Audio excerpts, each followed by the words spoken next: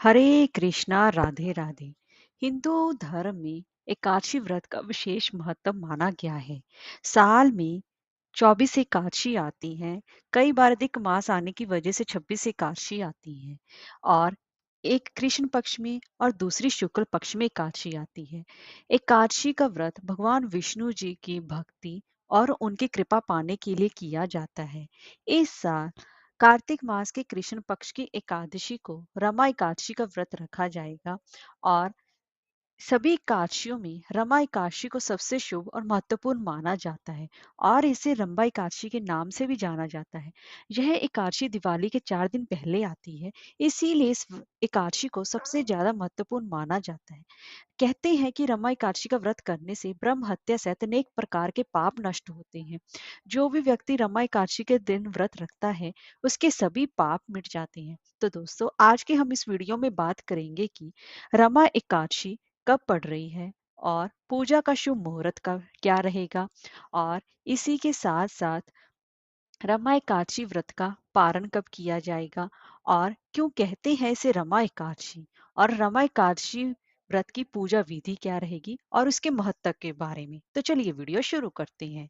अगर आपको हमारी ये वीडियो अच्छी लगी हो तो लाइक, शेयर और चैनल को सब्सक्राइब करना ना भूलें और कमेंट बॉक्स में जय श्री हरि अवश्य लिखें। तो चलिए वीडियो शुरू करते हैं। दोस्तों, कार्तिक मास के कृष्ण पक्ष की एकादशी तिथि जो कि 8 नवंबर की सुबह 8:23 पर प्रारंभ होगी और जो कि 9 नवंबर की सुबह 10:41 पर समाप्त होगी। तो ऐसे में उदय तिथि के हिसाब से रमा एकादशी का व्रत 9 नवंबर 2023 यानी कि गुरुवार को रखा जाएगा।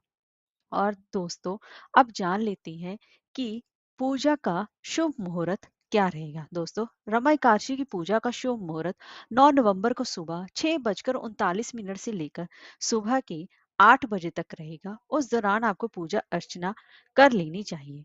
अब जान लेते हैं इसका पारण का समय क्या रहेगा। रमा एकादशी व्रत का पारण 10 नवंबर 2023 को किया जाएगा।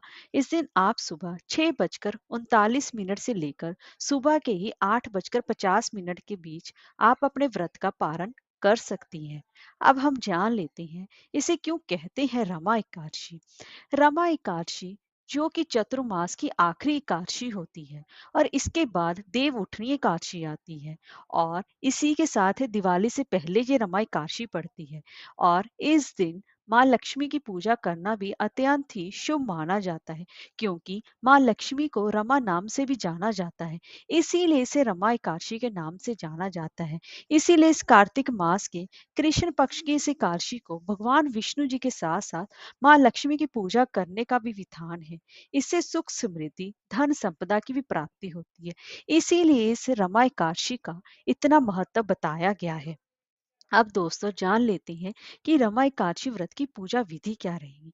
दोस्तों, कोई भी एकादशी का व्रत या रमा एकादशी का व्रत रखने 10वीं तिथि से ही प्रारंभ हो जाते हैं, जो कि द्वादशी तिथि तक चलते हैं। और रमा एकादशी के दिन व्रत रखना और पूजा करना बेहद ही शुभ फलदायी माना जाता है।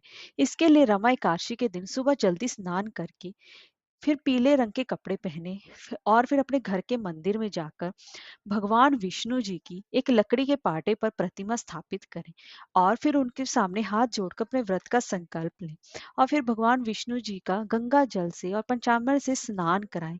भगवान विष्णु जी को धूप, दीप, नैवेद्य और पुष्प अर्पित करें और उनको पीली मिठाई और फलों का भोग भी अवश्य ही लगाएं।